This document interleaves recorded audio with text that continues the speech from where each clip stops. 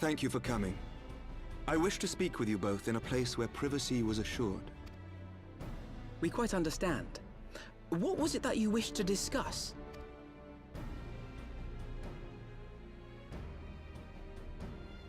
With my father's passing, the seat of the Archbishop lies vacant.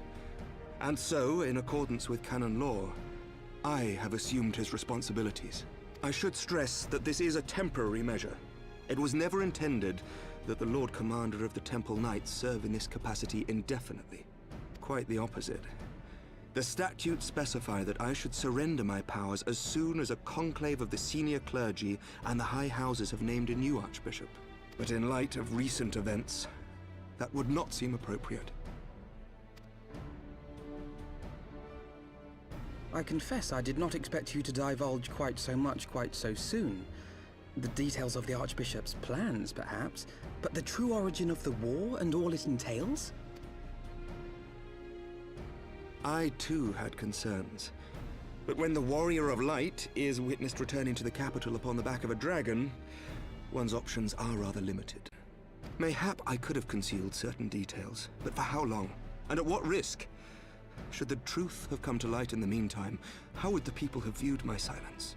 After 1,000 years of lies and secrecy, I could not well abuse their trust and hope to be believed. The time for deception has passed.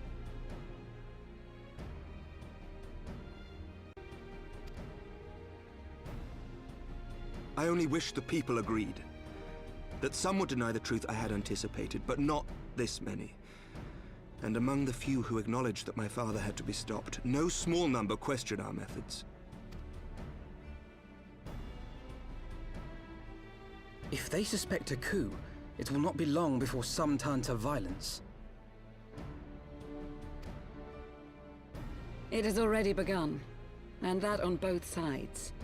Men and women of the cloth are being harassed in the streets. Some have even been assaulted in the Broom.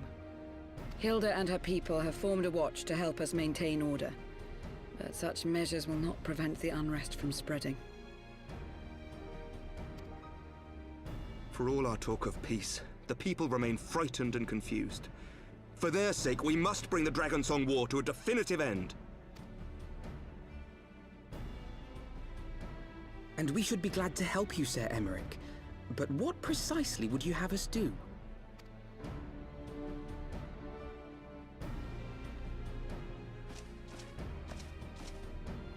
We wish to treat with the dragons of Annex Shrine. To that end, I would trouble you for an escort and an introduction.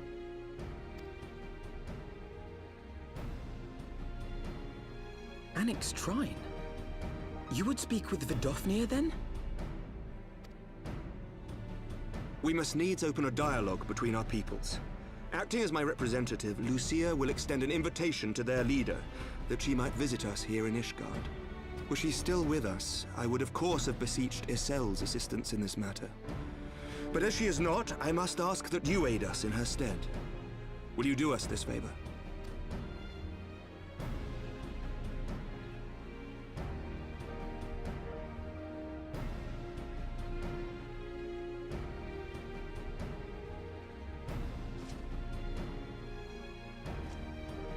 Thank you, my friends.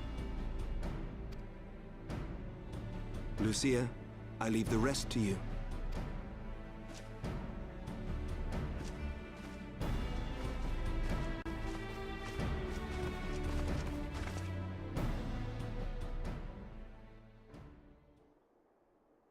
In the wake of the Archbishop's fall, the nation of Ishgard trembled, the faith of her people shaken to its very core.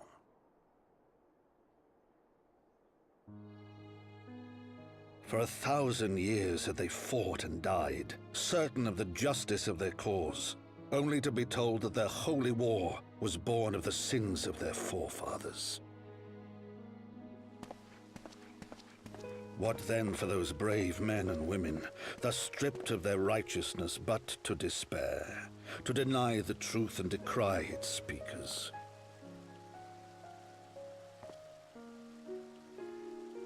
And what then for those whom they defamed but to hope on, to have faith in a brighter tomorrow?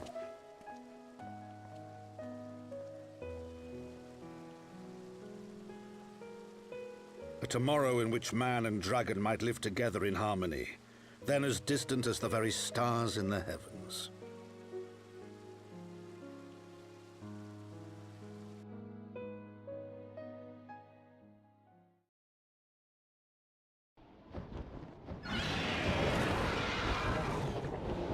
Yet while we dared to hope, deep within his lair the enemy lay, gathering his strength. Nidhogg, now possessed of his 2 eyes and the body of the Azure Dragoon, prizes to which he had laid claim at the very hour of the hero's triumph.